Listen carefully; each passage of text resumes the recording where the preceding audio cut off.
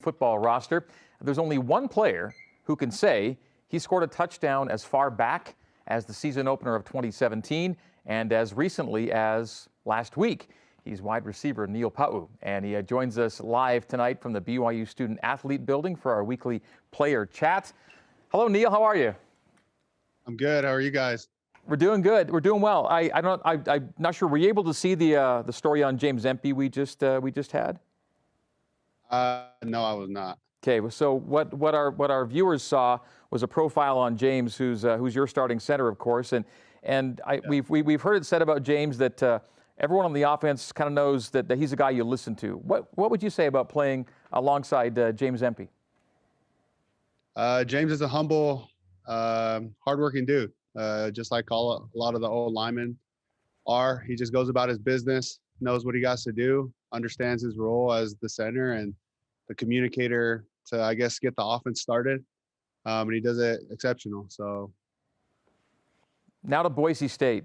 Congrats on the big win in Boise. What did it mean to you and the guys to finally get that first win against that team on their home turf?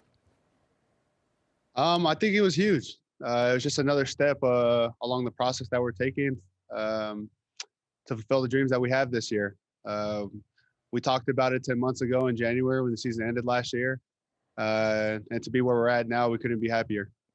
Hey, in the intro to your segment, I mentioned that touchdown back in 2017. That was the first game of the year, and it was the first touchdown scored in your first game, right? Does that seem like a long time ago? What do you remember about that play?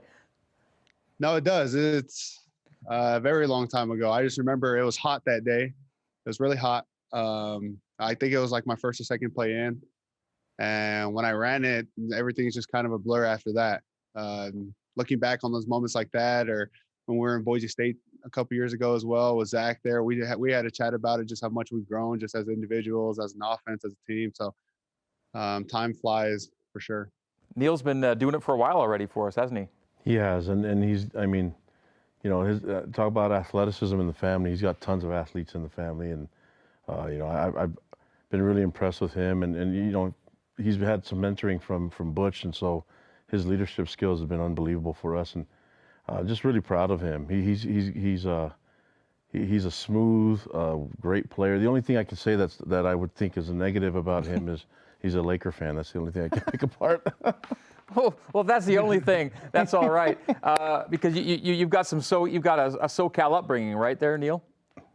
Yes, I do. Were you pretty pleased with what went on in the bubble with LeBron and the guys this year? Very much so. I think Laker fans were hardcore, I guess, and we ride and die with our Laker fans. So it was awesome just to see him not only do it for Kobe, but just do it for the city of LA. It was something that I think the world needed to see with the NBA coming back, and it was awesome to see.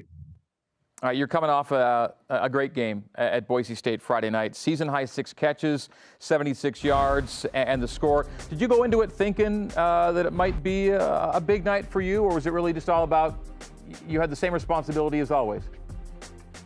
It was the same responsibility as always. I think the coverage, kind of the defense that Boise State runs, it was more in favor than the past 7 games that I've played in. A lot of the cover 4 looks that we got the past 7 games, they kind of took away the middle of the field and had Zach try to throw outside, and Dax and Gunner have fed off of that.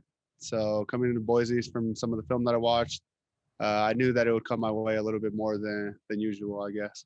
Could you take us through your touchdown play? We've seen wide receivers screen near the goal line before, but not. I think Dax has gotten it. Can you bring us through that play a little bit? Yeah, so it's a play we've been running for weeks upon weeks, and it was new. We knew that we'd use it closer to the goal line or whatever. We try to pretend that we're running the ball like we always do down there, and when it was just the motion, we saw one guy out there over Mason, and that was a look. If there was one guy over Mason, we're going to throw it to me. If they went two versus 2, then they were going to throw a fade to Isaac. And luckily there was one on me, and Mason made a good block, and I just got in. Did you know they originally called it a rush by you off a lateral, and they changed it to a forward pass? Did you know that? Yeah, I didn't know that till I got to school on Monday. Zach had told me about it, that they were talking about it being a rush, and then His dad always had something to say, so he told me as well. And then, I was able to find out from the coaches that it was turned back into passing or catching touchdown. Okay, we saw earlier on the program the team photo that everyone took in the end zone there. There was also a photo taken of Zach and you and Dax and Gunner, this one right here that our viewers are seeing. And BYU Sports Nation tweeted that out and asked the question, if that was a band, what would the band be called? You four guys right there. Did you see that? Did you know about that? And would you think of ever calling yourself a name as a group of receivers and a quarterback? No, I never thought of it like that, and I didn't see it. That's actually kind of funny that was tweeted out or whatever. I don't know what the name would be. I think it would be Neil and the Guys or the Bachelors, the Bachelorettes, like watching that type deal. I don't know what it would be, but that might be a question I might ask them tomorrow, actually. So, Kalani, can you speak to the chemistry though that clearly this group has? Hey, they've been working on it for a while, but I think a lot of it has to do with the way that they interact with each other and how comfortable they feel with each other, and that's a big part of what Neil does. He does that for the team. He makes everybody feel comfortable and feel like family. And whether they're playing shuffleboard in the locker room or just teasing and playing, I gave him a hard time about a Laker fan because he was giving everyone a hard time when the Lakers won, and it reminded me of like what Reno Mahe did when we were teammates back in the day, and even with the Lakers and everything. But Neil's a guy that has a smile on his face and can bring the room just to such huge positivity, and that factors into the confidence that they take the field in. And I think what he does for the team is really underrated. I mean, he does a lot of things for the team and has overcome so much, and I'm so proud of him, man. We would not be where we're at right now as an offensive unit without his leadership. Yeah, Neil, what did you learn during your year off, your redshirt year, that you think has helped you this season? There's a lot. I think the biggest thing that I try to focus on while I was away from the team was just my relationship with Christ. That's something that Kalani always preaches first. We have non-members on the team, so whatever religion you believe in, to be able to be full throttle in that, and to understand that you're more than just a football player, understand that there's more to life than football as well. So I was able just to understand that, or get back to understanding that, and put my goals and things that I set to the back burner after I got my relationship right with Christ and with God. So it was a long time coming, but I'm glad to be back.